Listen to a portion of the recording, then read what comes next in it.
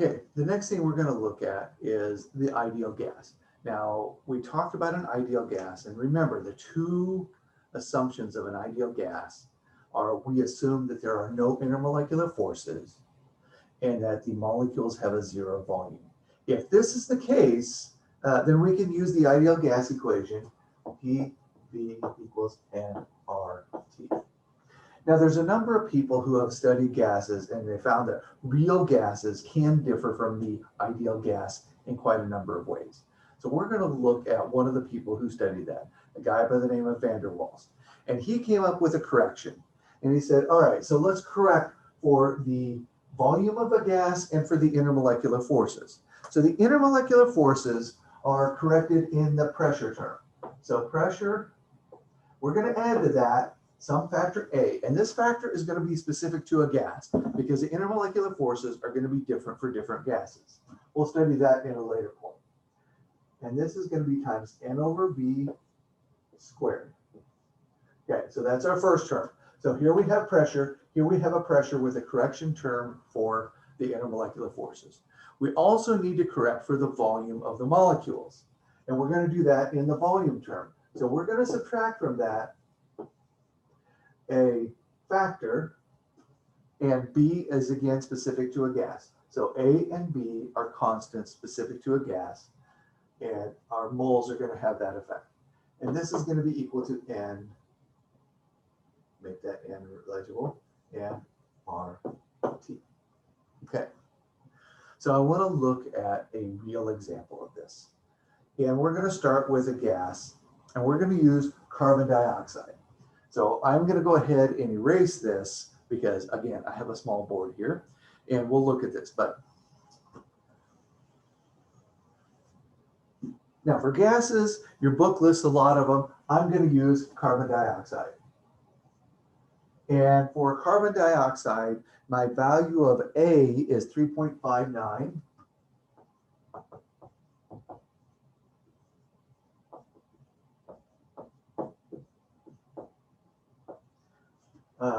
Atmospheres liters squared per mole squared, and my value of B is equal to 0.0427 liters per mole.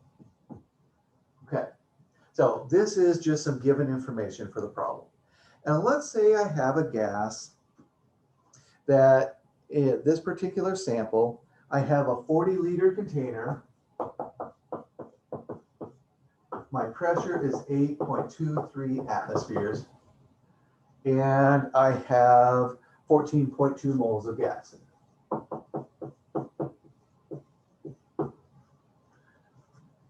What would be the temperature? So we're going to start by solving this using the ideal gas equation, and then we're going to see if there's any real difference when we use the van der Waals equation, and we account for the fact that it's not an ideal gas, but a real gas. So simply using PV equals nRT, I want to solve for T, so I divide both sides by nR. So PV over nR is equal to T. 40.0 liters, 8.23 atmospheres, 14.2 moles. Those all are consistent with our R being 0.08206 liter atmospheres per mole Kelvin. So I'm going to use that. Pressure, 8.23 atmospheres. Volume, 40.0 liters. N, 14.2 moles. And my R, 0.08206 liter atmospheres per mole Kelvin. Really simple. Plug and chug. Take and punch the buttons. Now, I say it's simple. It's really easy as well. It's easy to push the wrong button and get the wrong answer as well. So when I do this in a calculator, I end up with 283 Kelvin. Okay, so 283 Kelvin is a solution to this if we solve it using the ideal gas equation. Now I want to repeat this, but I want to use the van der Waals equation, which I wrote just before. Now these values are going to be the same, but in order to have room to show it, I'm going to go ahead and erase those. So if you need to, pause the video, write these down, And then we're going to substitute them into our van der Waals equation. Now our van der Waals equation, if you remember, is P plus A times N over V squared times V minus NB equals nRT. So let's start with this one, okay? Pressure, 8.23 atmospheres. And we're going to add to that A, 3.59 atmospheres liters squared per mole squared times N over V. N is 14.2 moles, V is 40.0 liters, and we square that, and we close our parentheses. That's this term. Well, I'm going to run out of space, aren't I? And that's V minus NB. So my V, 40.0 liters, minus N, 0.0427 liters per mole, times my N. I put B first, I guess. So B times N, which is 14.2 moles. Okay, close parentheses. I barely fit. And that is equal to nRT still. We'll get to that here in a second. Now, when I simplify the first term, 8.23 atmospheres times 3.59 times 14.2 over 40 squared, let's go ahead and look at this. When I square this, I end up with mole squared and I end up with liter squared. So those are going to cancel with those terms, giving me atmospheres. And my term inside that parentheses, when I simplify it,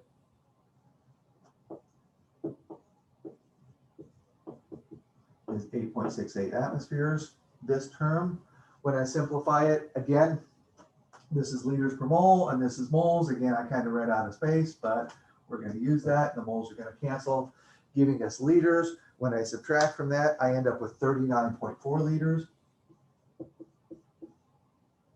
And that's equal to nRT. I want to solve for T.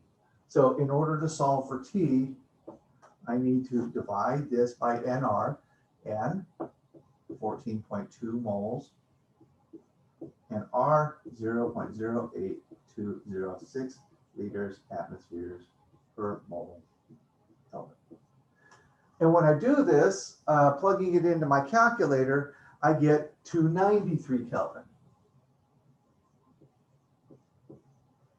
And I know you're thinking, that's not a big difference. Well, in a way it is, in a way it isn't. But remember, that's the difference between 10 degrees Celsius and 20 degrees Celsius. So there's a significant difference in this case if we use the van der Waals equation versus the ideal gas equation. Now, generally speaking, conditions, when we talk about conditions, we mean pressure, temperature, volume, okay? The conditions that lead us to a more ideal, in other words, where the difference between van der Waals and ideal is minimal, would be under low pressure and high temperature, okay? Now, high temperature is a relative term. In this case, we're kind of on that borderline. We're not really at a high temperature. We're not at such a low temperature that we have a great variation from a real versus an ideal gas. But we're in the range where there's still some variations, especially for carbon dioxide, okay? Now, if it was water vapor, 293, it would be a water at this case. So it's a lot of variations from ideal at this temperature. But high temperature is a relative term.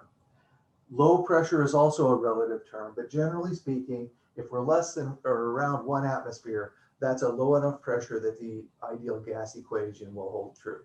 So when we want the ideal gas equation to hold true, high temperature, low pressure. If it's not, we might think about using a equation that will give us the calculations for a real gas. And that is our lesson for today.